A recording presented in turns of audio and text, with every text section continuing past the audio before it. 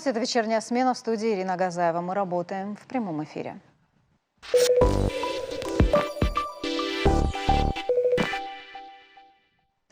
Глава Роспотребнадзора Анна Попова подписала постановление о дополнительных мерах по снижению рисков распространения COVID-19 в период сезонного подъема заболеваемости острыми респираторными вирусными инфекциями и гриппом, в котором прописано, что ношение масок в общественных местах становится обязательным. Будут ли применяться штрафные санкции и как этот момент будет контролироваться? Поговорим сегодня с гостями в студии. Добрый вечер, спасибо, что пришли к нам в студию. К Роспотребнадзору сразу вопрос, да, как это будет контролироваться и штраф. С кого будете брать и будете ли? Ну, начнем по порядку. Что еще до постановления Анны Юрьевны Поповой? Есть у нас указ главы, который действует с мая месяца, о обязательном соблюдении санэпиднорм, рекомендаций Роспотребнадзора. Не прекращался? Не прекращалось. На данный момент большинство граждан просто были введены в заблуждение, то, что были те или иные ослабления, поездки на курорты и все прочее. Но места массового скопления людей, места общего пользования, общественный транспорт, они оставались все по тем же критериям, и они продолжались регулярно рейды. Если вы заметили, я думаю, вы видели, что рейды по маршрутчикам не прекращались, чтобы маршрутчики были в масках. И если это, не заметили? Не заметили. Нет, водители маршрутных такси, вы имеете в виду? Да. Не были в масках, и причем, не знаю, очень редко увидишь, что были в масках. Знаете как? На подбородке. Ну, я вам объясню, что есть такое вот понятие, маленькие издержки в самом правоведении, не то что правоведении, а вообще в самом привлечении человека к административной ответственности, цель, умысел, и в данный момент его цели, умыслы совершения административного правонарушения, если у него маска находится на подбородке или висит на ухе, он может просто свои объяснения подать следующим, что он захотел вздохнуть, ему стало тяжело дышать, что в данный момент она сползла или отцепилась. Он найдет миллион оправданий. Но это же удивительно, миллион оправданий. То есть, получается, вы заставляете человека обезопасить себя, обезопасить окружающих, а он делает какие-то оправдания, да, находит какие-то оправдания. Если мое брать мнение, я все-таки не санитарный врач и не врач в целом, я юрист. Но если только один человек находится в общественном транспорте, это водитель в маске, у которого в 90% всегда окно открыто, от него меньше беды, чем от людей, которые в этом салоне. К сожалению, у нас очень наблюдаем, стараемся всячески поддерживать это, но вы сами знаете, с утра студенты как ездят, как на работу люди спешат, и как эти маршрутки бывают иной раз битком набиты. Хотя правила перевозки у нас 50% пассажиров. Они не отменялись, они сохранялись все время, что нельзя битком набивать. Знаете, если бы все-таки более строже, наверное, было, помните, когда не разрешали маршрутному такси останавливать там, где попал, да, там, где попросит пассажир. И был штраф какой-то 5000 рублей. Да. И водитель, естественно, не останавливал. Ну, кто бы как ни просил, слезно не умолял, только на остановке. Вот если бы здесь тоже, наверное, был бы штраф, что не запустят в транспорт, да, без маски.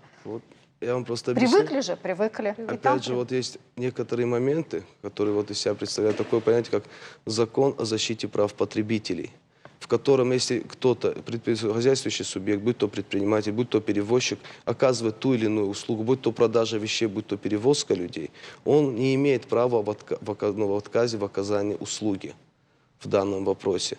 И что касается, опять же, тех же самых пассажиров. Тех же самых пассажиров привлечь, допустим, наша служба в плане штрафов не может. Что касается сотрудников МВД, тех же самых, да, у них тоже есть какие-то маленькие издержки, противовесы касаемо данного вопроса, потому что так как это региональное законодательство, Владимир Владимирович Путин дал полную свободу действий, полный карт-бланш главам регионов, что они должны сами принимать решения, в какой степени ужесточать и смягчать меры. И в настоящий момент у нас режим повышенной готовности так и не был снят с момента, как он был введен. Спасибо, Магомед Рамазанович. Из уст в уста буквально эта информация переходит. С четверга, 29 октября, в торговых центрах и на рынках вводится запрет на обслуживание покупателей без масок. Это правда? Это правда, она, по большому счету, это действовало с мая месяца, исходя из регионального законодательства. Потому что касса – это, опять же, место общественного скопления людей. Вот там просто просят соблюдать санитарную дистанцию, дистанцирование, ленточки клеят, вот разные полосочки, кто-то кружочки, кто что. Но стараются. Но люди все равно, как селедки на этой кассе, собираются. И вот не так давно, вот был, опять же, был в прошлом эфире, вот прозвучало от ректора нашей академии медицинской следующая фраза, что сама эффективность масок, она в том, что она не защитит, она и не спасет. Но Так на вот- 50% меньше вероятности того, что вы заболеете и заразите окружающих. Давайте тогда к врачам обращусь, да, по поводу масок. И с первых дней нам говорили, что маски не помогают. То есть ношение масок, ну нет смысла в этом. Это вот самые первые дни, я лично помню, в этой студии нам говорили. Народ, конечно, взял эту информацию за основу, и сегодня он, ну вот спросите, да, того, кто без маски, он скажет, да я знаю, маска не помогает. Скажите, вот насколько сегодня эффективно ношение маски и насколько это тебя защищает? Ну, наш Минздрав и наши руководители медучреждений, врачи, мы неоднократно об этом говорили. В эту студию многие представители приходили и многократно повторяли, что маска – это как минимум механический барьер от различных вирусов, в том числе от коронавируса. Поэтому, конечно, ношение маски имеет смысл. При высокой вирусной нагрузке, возможно, эта маска не будет эффективной. Но когда это на улице, на воздухе, и человек сразу выходит в другое помещение, вирусная нагрузка в общественных местах не такая, допустим, как в стационаре. Поэтому, конечно же, есть смысл носить маски. И еще раз хочу привести в пример вот так, Китай, с которого все начиналось, с которого началась пандемия, который принял жесточайшие меры эпидзащиты, тем самым спас свое население. На сегодняшний день в Китае регистрируются единичные случаи. Их спасла ни вакцинация, ни какие-то лекарственные препараты, которыми мы бы, допустим, не обладали. Мы обладаем всем, что есть у них. Но у нас категорически население не хочет соблюдать эпидрежим. И это, конечно, дает свои результаты, к сожалению. Но вот если маска на одном человеке, это одна история, да? Если маска и на больном, и на здоровом человеке, это, наверное, ну, сколько процентов вероятности, что ты не заболеешь? Здоровый человек может не заболеть. Пожалуйста, Алла Юрьевна. Честно сказать, мне кажется, сложно определить, какая вероятность заболеть человек или не заболеть в процентах. Сложно. Но это достоверно. Уменьшает, тем не менее, да? Риск заболевания, он уменьшается. Естественно, уменьшается.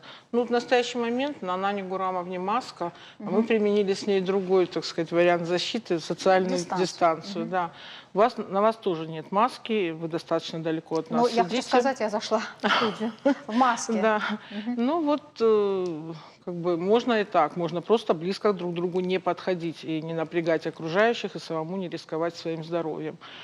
Но, допустим, в тех условиях, в которых мы работаем, ношение маски обязательно. Конечно, в местах скопления людей, супермаркеты, там какие-то еще Все магазины, мероприятия в принципе, какие-то, да, где происходят. Ну, там, конечно, лучше находиться в маске. Да, вот чуть позже о мероприятиях поговорим с вами. Да. Магомед Рамазанович, вот мы с вашими коллегами в тех эфирах говорили, что самая такая стабильная обстановка, она в Моздоке была в первую волну. Давайте сегодня узнаем, как обстоят там дела. У нас на связи Центрально-Моздокская больница, Азамат Бузуев, главный врач. Добрый вечер, как нас слышите, Азамат? Добрый вечер. Студия. Вижу вас отлично. Ну, расскажите, как у вас дела сегодня обстоят? Есть ли больные вообще в Моздоке с подтвержденным коронавирусом? Безусловно, больные в районе есть. Конечно, и каждый день выявляем новых больных. Как вы сами подметили, первую волну мы продержались. Стараемся то же самое выполнять и те же самые мероприятия проводить на данный период, но подъем заболеваемости все равно отмечается. А с чем вы связываете этот подъем? Ну, подъем заболеваемости, конечно, как не только я, все мои коллеги, мы связываемся, конечно, в первую очередь с тем, что люди все-таки чуть-чуть расслабились, если можно так выразить. То есть средства индивидуальной защиты не используются, массовые скопления наблюдаются. Но мы ведем, в свою очередь, работу, просветительскую работу и с местными газетами, с средствами массовой информации. Все-таки и просим наше население соблюдать те правила, которые установлены. Но сегодня справляетесь вы или нужна помощь уже городских коллег? На сегодняшний день мы справляемся, и, как отметили в хорошем смысле слова, мы пока в лидерах по количеству заболевших, но мы не утешаем себя такими, скажем, хорошими прогнозами, поэтому мы готовим дополнительные койки в случае необходимости, чтобы мы были готовы к приему инфекции. А какое количество людей, больных людей? На данный момент это 44 официально подтвержденных, но есть внебольничные пневмонии в большом количестве, это около 100 человек. И в связи с этим мы подготавливаем отделение на 60 коек, повторюсь, в случае необходимости, чтобы мы могли принимать ситуацию. Спасибо, будьте здоровы, и пусть стабилизируется ситуация и в Моздоке тоже. Спасибо, что вышли на связь. Но вот хочу спросить о мероприятиях. Сегодня, к сожалению, и траурных мероприятий тоже очень много. Вот когда поступают в больницы заболевшие, наверняка вы спрашиваете, да, где, как вы думаете, как предполагаете, где вы могли заболеть? Что говорят вот в первую очередь? Очень часто, естественно, мы выясняем эпиданамнез, так называемый, то есть условия заражения. Очень часто нам говорят, и очень часто приезжают знакомые, которые были на каком-то свадебном мероприятии вместе, или которые были где-то на похоронах. То есть это очень распространенный механизм заражения. У нас в республике это невозможно, правда, не пойти куда-то на похороны или не пойти куда-то на свадьбу. Поэтому люди ходят, не ограничивают себя в этих походах на торжественные мероприятия. Пойти – это одно. Знаете, на многих мероприятиях люди осознанно подходят к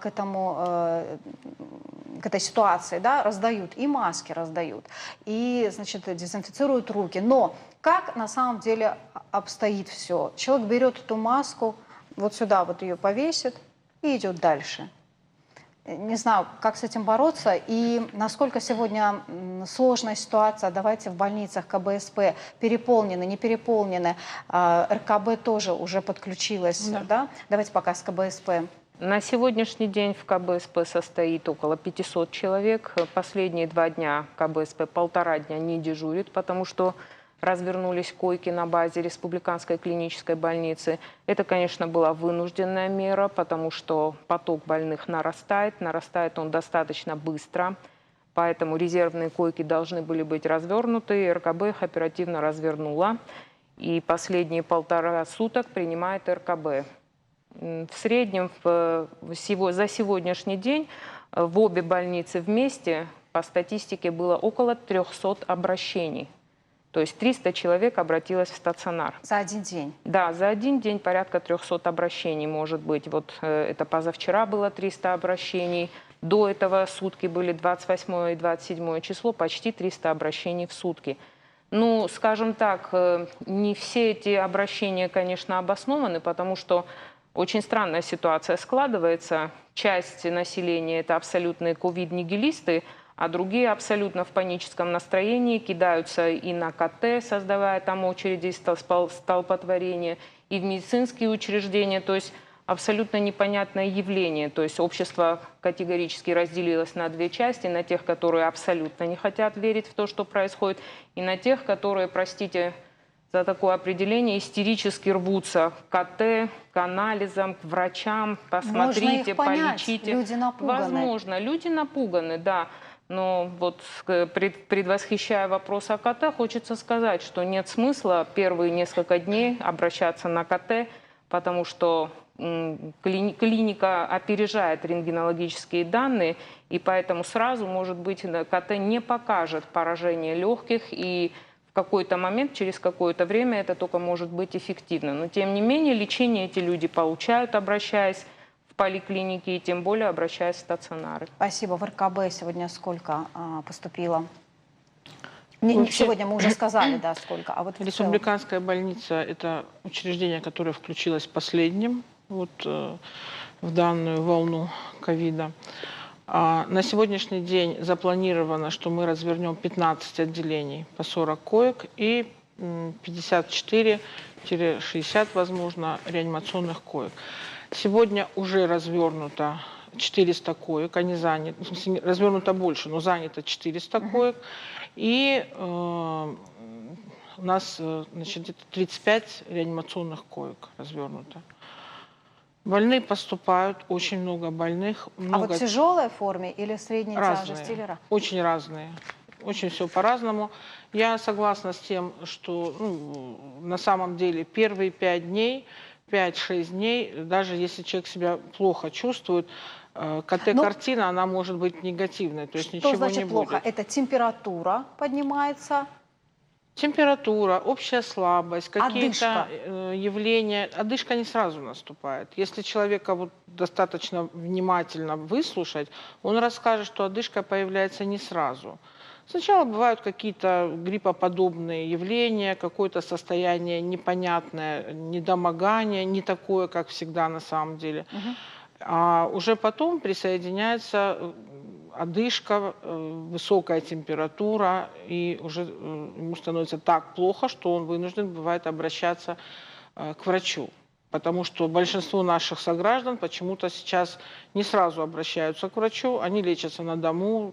А потому что боятся, что будет вот это вот, предполагают, что, наверное, я паникую, наверное, не так все. Вот здесь какую-то надо золотую середину найти. Вы знаете, при том, что паникуют, при том, что не обращаются, но при этом никто не хочет дома посидеть. И вот даже когда мне звонят и спрашивают, а вот что мне делать? Сядь дома, посиди немного один. Даже если ты болен, для тебя же самого будет хорошо, если ты сам не будешь распространять эту инфекцию и не цеплять эту инфекцию у других людей, которые вокруг ходят. Но почему-то считается нормальным вот такая бравада. Да, я себя плохо чувствую, да, что-то вот мне не так, да, ой, да может у меня и ковид. Но я вот хожу по улице, разговариваю со всеми, обнимаюсь, целуюсь. И всех заражаю благополучно. Ничего, нормально. Это Вот когда- героизм такой. Если обращаются в больницу, но ваши коллеги считают, что класть нет возможности или нет необходимости, вы отправляете их домой лечиться, ими занимаются амбулаторно. Ну, да, есть врачи из какие-то поликлиник. определенные показания, в соответствии с которыми больные госпитализируются. То есть определенный процент поражения легких, температура, наличие сопутствующих заболеваний, в частности, это сахарный диабет, ишемическая болезнь сердца. И в этом случае, даже, допустим, если небольшой процент На поражения... рекомендации даете? Больница сегодня дает рекомендации такому больному? Больница дает рекомендации, и больница сообщает в амбулаторную сеть о том, что вот данный человек обращался к нам, у него вот такая степень поражения, и, пожалуйста, вы за ним следите. Так, вот дальше вопросы от телезрителей наших. Отсутствие лекарств в аптеках по перечню на ковид. Поехали по всему городу, собирали с трудом. Если вы отправляете больного лечиться домой, с рекомендациями, оснащайте и лекарствами тоже. Вот сегодня как с лекарствами На дела? самом деле больница – это не наш вопрос, наличие Да, это не ваш, это лекарств в аптеке. поликлиникам. Да, наш вопрос – наличие препаратов в Но стационаре. давайте по больницам. Да, как? Все ли хватает сегодня? Ну, на сегодняшний день, да, нам всего достаточно, всего хватает. В соответствии с протоколами лечения данной инфекции все больница приобрела. В каком настроении сегодня персонал вообще находится? Я понимаю, наверное, это очень тяжело, потому что... Давайте сами расскажите, да, как сегодня врачи себя конечно, чувствуют? и врачи, и не только врачи. Между прочим, вот оговорюсь немного, в этой пандемии принимали участие и врачи, и медсестры, и санитарки. Но, кроме того, принимал и административный персонал, такие как отдел кадров, закупки, аптека. Вот, к сожалению, этой вспомогательной службе спасибо на сегодняшний день никто не сказал. Тем не менее, эти люди проделали так же, как и врачи, так же, как и медики, огромный труд, понимаете, они дневали и ночевали. Аптека, вот вы тоже скажете, абсолютно в круглосуточном режиме. Отдел кадров день и ночь работал, закупки. Если что-то нужно было, люди выезжали ночью на личном транспорте. То есть, да, и медики, и не медики, весь персонал стационара работал день и ночь, не покладая рук. Конечно, хотелось бы, чтобы этот перерыв, спад этой волны продлился чуть больше. Летом некоторые имели возможность отдохнуть, однако не все ушли в отпуска, не всех мы отпустили.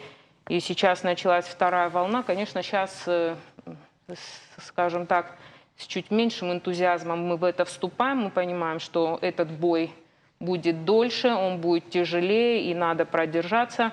Конечно, персонал немного устал, скажем так, но есть полное понимание того, что только мы это можем сделать, и это правда.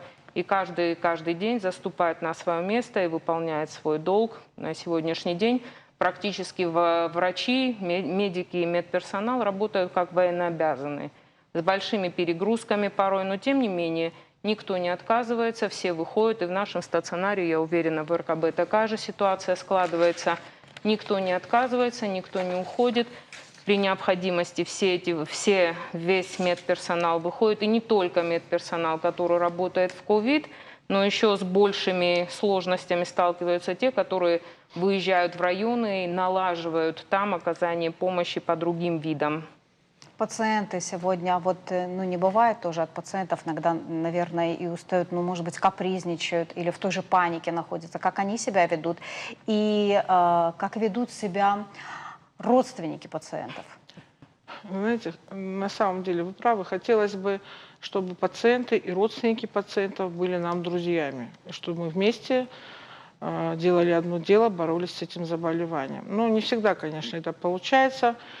Да, когда приезжает 10 машин скорой помощи, в которой не один заболевший, иногда с семьями, и каждому хочется, чтобы именно ему уделили сейчас внимание, всех остальных бросили, и только к нему, так не получается. И действительно, вот это раздражение и больных родственников, желание, чтобы ими быстрее вот позанимались, оказали быстрее только им помощь медицинскую. Ну, дело не в том, что это мешает врачам, но отвлекает, потому что родственники подходят, возмущаются, начинаются какие-то выяснения отношений. Вот мы там 2 часа сидим, а все остальные тоже 2 часа сидят. Понимаете? Сидят для чего? Для того, чтобы попасть на КТ, условно, к врачу. Когда у тебя 50 человек в очереди, понятно, что тут пришел 50-й, когда он доберется до КТ? Это же ясно, но надо как-то понимать это. Доктора, естественно, которые смотрят просто взглядом, ты понимаешь, что больному хуже, чем вот всем остальным. Подойдешь, посмотришь, да, и тогда мы его можем и поднять, несмотря ни на что, потому что понимаем, что эта ситуация серьезнее, чем у всех. Вот. Но, тем не менее, существует определенный порядок, существует определенный перечень обследований, которые необходимо провести для того, чтобы госпитализировать больного. И не всегда, естественно, желание больного и родственников совпадает с тем, что написано в наших нормативных актах, которыми руководствуется доктор при госпитализации. И частенько это вызывает какие-то реакции негативные, люди звонят в соответствующие инстанции, жалуются. Но вот так сейчас складывается. Все недовольны, все возбуждены, все хотят помочь родственникам своим. Мы это понимаем прекрасно. Вот знаете, о чем я думала, что когда была первая волна, мы понимали, что, наверное, будет вторая волна, и надо быть к ней готовой. Сегодня мне кажется, что нужно как-то быть готовой к дальнейшему существованию с коронавирусом. Скорее всего, он уже, наверное, и никуда и не денется, и не уйдет. Вот есть какой-то план работы сегодня там, на год вперед? Или... Ну, по прогнозам нашего Роспотребнадзора прогнозируется, что до конца 2021 года, собственно, избавиться от коронавируса нам не удастся, поэтому надо настраиваться, как вы говорите, жить с этим вирусом. И население действительно нам должно помогать. Вот я еще добавлю, что Очень сложно работать с людьми, они попадают в стационар, когда им говорят, что на 12 или на 10 сутки, что вы уже не нуждаетесь в кислороде, вы уже не лихорадите больше 37 с небольшим, что вы можете быть выписаны. В дверях стоят люди, которых нужно хотя бы просто подключить к кислороду. Начинаются буквально скандалы, звонки. Я должен пролечиться 14 дней, вы мне не полечили сердце, у меня еще болит нога. То есть с абсолютным А всё остальное непониманием мы сталкиваемся. Мне еще надо обследовать желудок. Просто вот с полным непониманием иногда сталкиваешься. Очень с трудом мы внедряем вот этот механизм перемещения пациента на долечивание. Это практика во всех центральных клиниках. То есть острота процесса переламывается в каком-то головном учреждении, которое определяется, и дальше пациент выходит в стационар на долечивание. Перевести кого-то – это просто, вот, я даже не знаю, мы сталкиваемся с большими трудностями в этом плане. Я что, вот, почему меня гонят, я что… Но с там, рекомендациями и с препаратами. абсолютно, с препаратами, с рекомендациями. Допустим, у КБСП есть стационары, развернутый коечный фонд, развернутый на базе станицы Архонская больницы, только отремонтированный, в пригородной ЦРБ. Прекрасные условия, свежий ремонт. Персонал и людей переводят туда, естественно, со всеми назначениями, препаратами. Лечение продолжается, но уже в менее острую фазу. И люди очень с трудом соглашаются переехать. Да, предоставляется транспорт, пациента перевозят. Очень комфортные условия. Тем не менее, это тоже вызывает определенные сложности. И мы бы хотели, чтобы население нас понимало, чтобы относилось с пониманием. Это не просто, чтобы пациента измождить, что называется, всякими перемещениями, это необходимость, понимаете? Вот в этом случае, мне кажется, хороший выход из ситуации — консультировать, наверное, но это вопрос опять не к вам, к поликлиникам, консультировать по телефону. Есть так, вообще можно консультировать по телефону? То есть если человек уже, его вылечили, отпустили домой, дальше по телефону может быть так? Нет, на ежедневных совещаниях Минздравом этот механизм очень хорошо отработан. Даже те отказы тех пациентов, которых стационар не госпитализирует, они тут же передают в поликлинику, и пациента должен навестить врач. Не хватает. Мне по моим наблюдениям не хватает врачей сегодня. Мне так кажется, не утверждаю. Я надеюсь, что в следующем эфире мы позовем участковое звено и выслушаем. Тем не менее, они должны прийти, они должны осмотреть пациента и принести ему те лекарства, в которых он нуждается.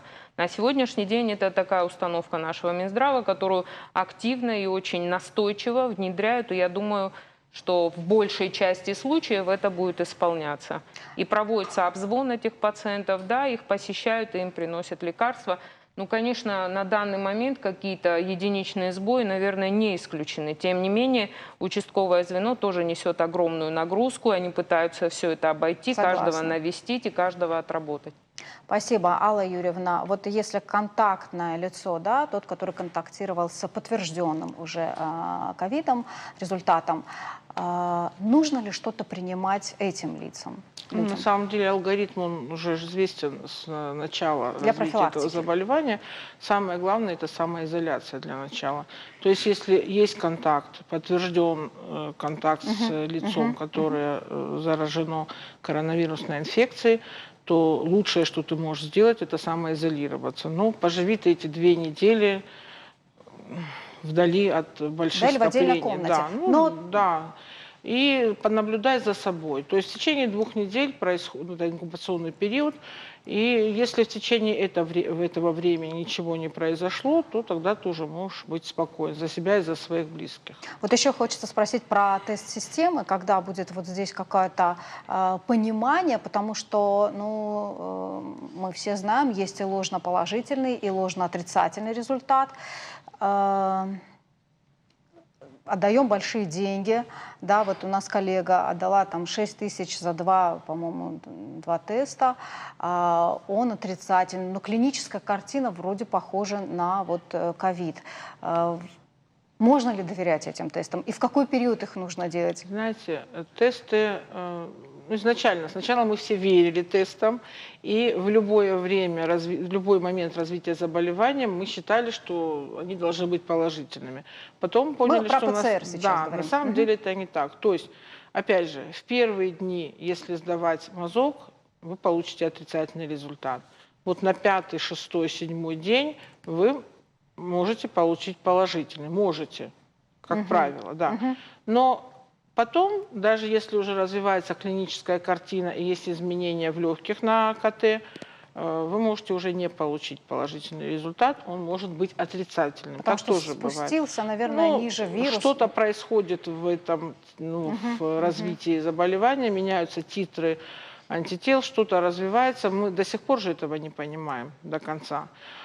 Считается на сегодняшний день, то есть если ты вот получил положительный результат, то до того момента, пока ты 2 отрицательных не получишь, ты болен. Так. Да. Ага. И как бы пока руководствуемся этим. Пока Хотя этим. прекрасно знаем, что есть люди, которые не получили положительный результат, однако есть картина вирусной ковид-пневмонии, и они лечатся теми же препаратами и по той же схеме. Иногда бывают гораздо тяжелее, они болеют, гораздо тяжелее протекает заболевание, чем у того, у Так. кого подтвержден.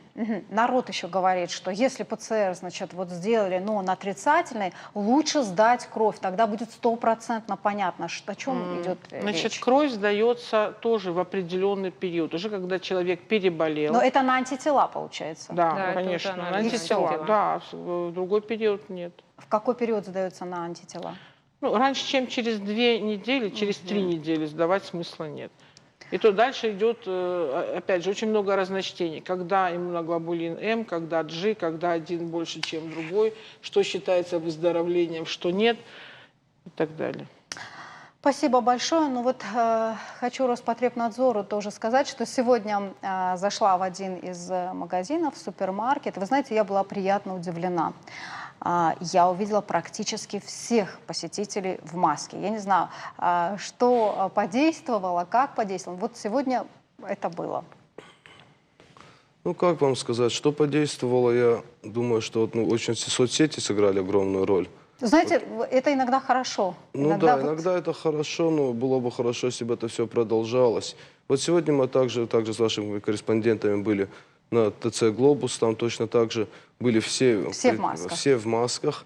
Но что самое, естественно, встречались прецеденты, когда вот были покупатели без масок. Но смею заметить, так как мы курируем постоянно все вот точки массового скопления людей, вот с момента вот того же самого вот постановления и выхода этого, да, вот Анны Юрьевны Поповой, Да. и сообщение о том, что без масок перестанут обслуживать, я почему-то замечаю, что как-то вот меньше стало покупателей, или это связано с покупательной способностью, или же, опять же, с тем, что многие люди, вот, будем откровенны, большинство в масках, кто у нас ходит, это уже взрослые люди, которые, у которых сознательность появилась. Большинство без масок у нас ходит молодежь. Учитывая наш менталитет, помноженный на юношеский максимализм, многие это отрицают только из убеждения того, что мне вот заставляют меня что-то делать, понуждают к тому, чего я не хочу делать. При всем при этом наверняка есть родные и друзья, которые у них, которые Уже болеют. болеют. Которые переболели, да. Согласна. Ну, надеюсь, что все это... Ну, я надеюсь, что все-таки бдительность будет. А что касается обслуживания, я думаю, будут первонаперво сначала будут составляться, думаю, на кассира будут штрафовать. Это будет составлять участковый или сотрудник полиции другой, который полномочен составлять данный протокол. А что касается граждан, будем поэтапно, потому что вы же понимаете, у нас в силу нашего менталитета, нам не нужно точку кипения, не надо, чтобы у нас был очередной бум или очередной взрыв, и снова какой-нибудь народный сход посредством того же самого Инстаграма или того же другой социальной сети. Тем не менее, сегодня очень серьезная обстановка в республике. Обстановка серьезная, лучше... это надо воспринимать. Вот просто пока самосознание к человеку не придет, пока осознание того, что на самом деле одно дело ты не заболеешь. Вот я просто приведу себя элементарно в пример. Скорее всего, я переболел, даже не сдавал ни разу на антитела. Но я просто переживаю за другое. У меня мама дома живет инвалид, 2 группа, у которой просто хронический бронхит, который раз в 2-3 года по-любому лечится в феокдоне. Я переживаю, допустим, за нее. Лишний раз прошу ее никуда не выходить из дома без необходимости. Хотя она, опять же, точно так же, можно сказать, ковид-диссидент, который говорит, что меня, типа, убереженного Бог бережет. Я, типа, говорю, Все в руках Вот Всевышнего. именно, береженного. Береженного Ну, Бог, да. хорошие Абсолютно слова, верно, правда, да, нужно себя абсолютно беречь. верно, Спасибо. надо себя беречь. Да, спасибо вам большое, что сегодня пришли к нам в студию. Ой, низкий поклон вам, врачам. Тяжелое время, держитесь. Я думаю, все мы скоро выйдем из этой красной зоны. Спасибо вам, спасибо, что Спасибо. пришли. У нас реклама, далее продолжим.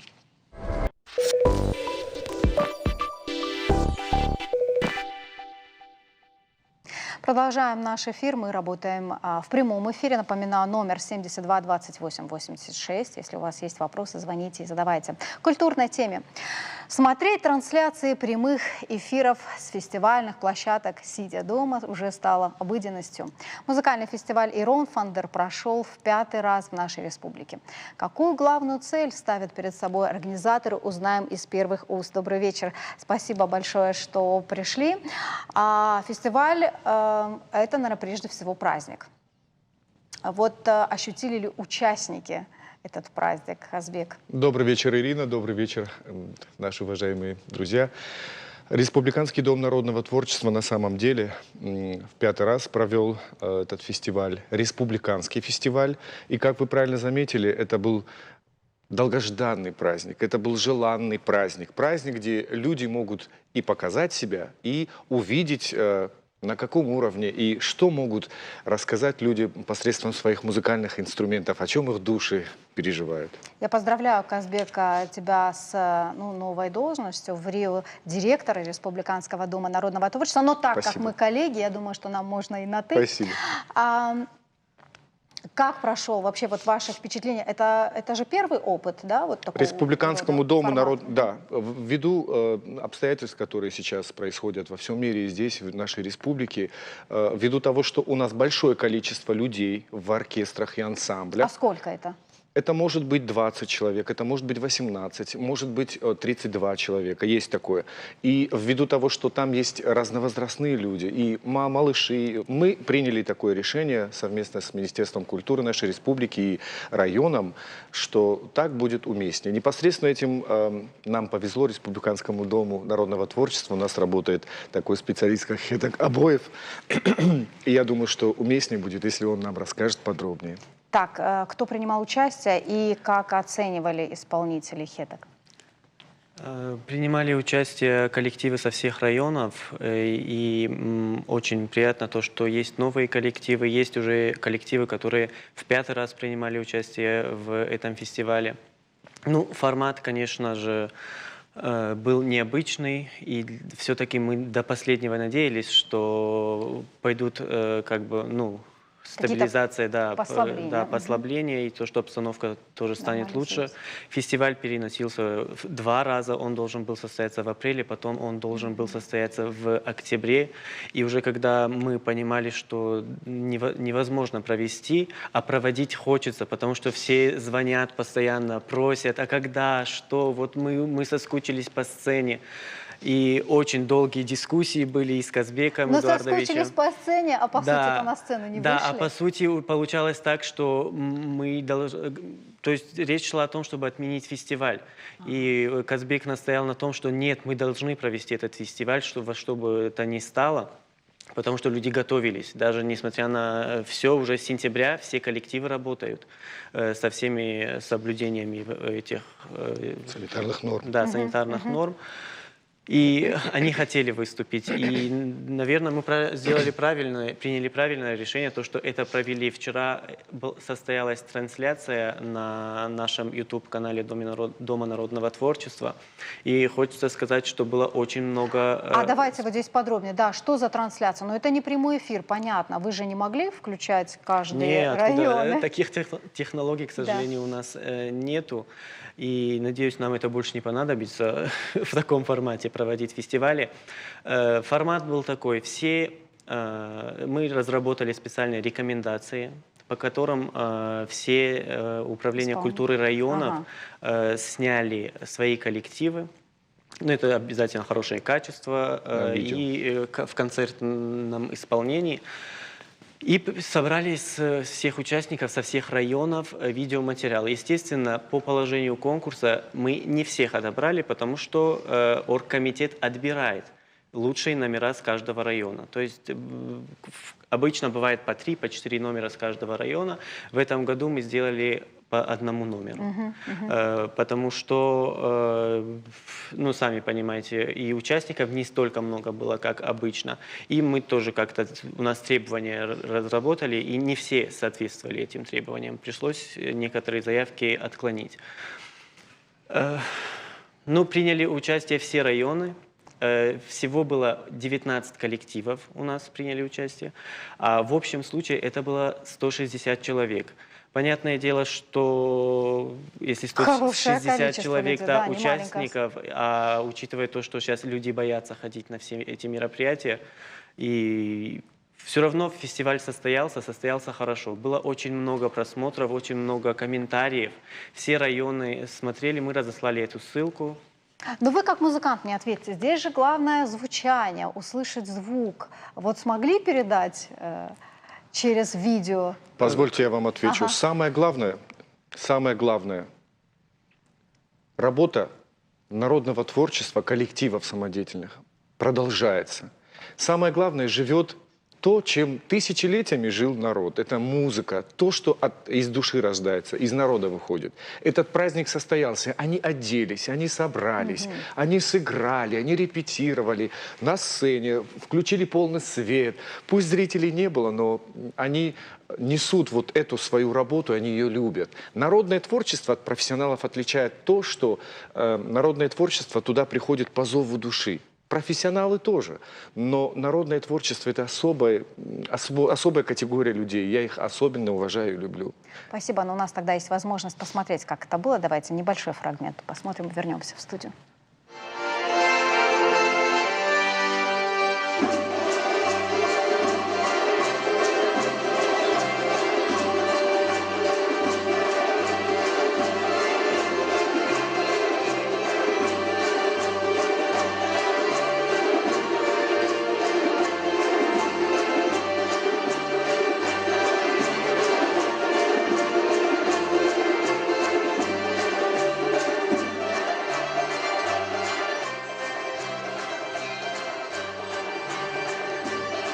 Мой любимый пригородный район, Ирина. Это кто это был? Пригородный район. Так, как будет проходить награждение? Уже известно? Это победители? фестиваль. Это фестиваль, Так, это не просто, ежегодный. значит, просто Да, будет и всем награждение. участникам фестиваля вчера в 19:00 были разосланы в электронном варианте их дипломы. Естественно, оригиналы тоже у нас хранятся, и до послабления и нормализации обстановки мы при первой же возможности им вручим. Да, Казбек Эдуардович? С удовольствием. Но вот не могу не сказать, 28 октября в Остинском театре состоялся концерт, посвященный 80-летию со дня рождения Кима Суанова. Вы принимали тоже участие в этом мероприятии. Вот, кстати, почему-то он прошел не в онлайн-формате. Как вам кажется, почему? Ну, я немного могу объяснить, да. Во-первых, это Осетия. Мы особенная республика, особенная страна. Юбилей 80 лет. Ким Суанов. 28 октября, его день рождения. Мы не могли сделать это в другой день, потому что это было актуально. Когда проект задумался, не было такой ситуации. Тем более за один день театр закрылся на карантин. Мы морально не имели никакого права, и сегодня не имеем права не почтить память этого человека, сделать это онлайн, сделать это в каких-то, ну вот так получилось. Вопреки всему, и вот тяжело, но нам показалось, всем участникам, организаторам, что это вот такая ситуация, и так получилось, так надо. Но масочный режим соблюдался. Масочный режим, как полагается, все. Мы измеряли температуру, все сделали как нужно, полагается. Спасибо большое. Тогда давайте о планах, о ближайших планах и что будет с фестивалем. Вот фотографии мы показываем. Ага. К сожалению, из-за ситуации народное творчество потихоньку переходит в другие новые форматы, нежели то, к чему мы привыкли, то, что нам может позволить и время. Это определенная изоляция, это определенное ограничение. И сейчас ежегодный республиканский фестиваль осетинской песни «Ирон Жарек», героической, там, песни, молитвы, много чего, тоже переходит в другой формат. Мы в этом году решили его приурочить к дню празднования Уаштарджи целую неделю.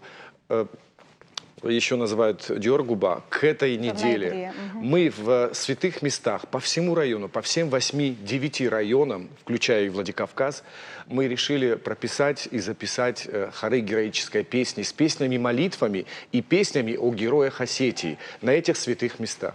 Где это будет транслироваться? Это все будет монтироваться. Мы надеемся на то, что смогут наши зрители увидеть это и на канале «Осетия и Рыштон», и, естественно, на носителях Министерства культуры, Республиканского дома народного творчества, YouTube. Мы везде будем об этом рассказывать. Конечно, формат онлайн – это хорошее дело, но вот не кажется вам, что мы уже даже сегодня немножечко перекормили зрителя вот этими трансляциями? Мы будем рады, если у нас будут какие-то другие возможности. Но, ну, как в народе говорят,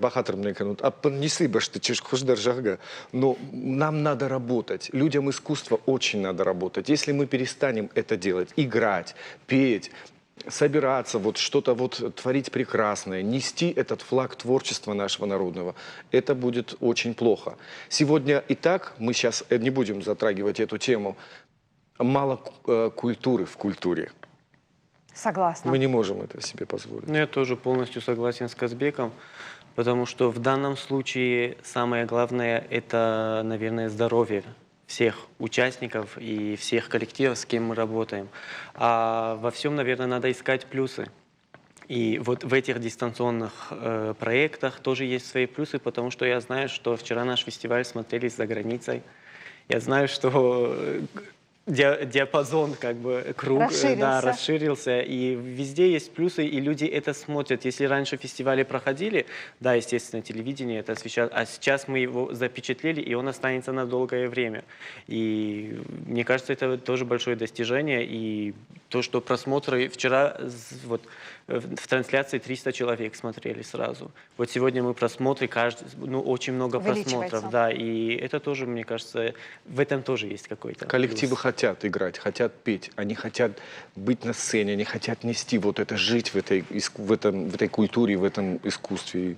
Ну, потому что это и духовное здоровье нации. Вы нам помогаете в этом. Спасибо вам большое за ваше творчество, за ваше искусство. Спасибо, что сегодня вместе с нами. Спасибо, Ирина. Спасибо. Спасибо за внимание нашим телезрителям. Впереди выходные. Пусть они пройдут спокойно и с пользой. До встречи.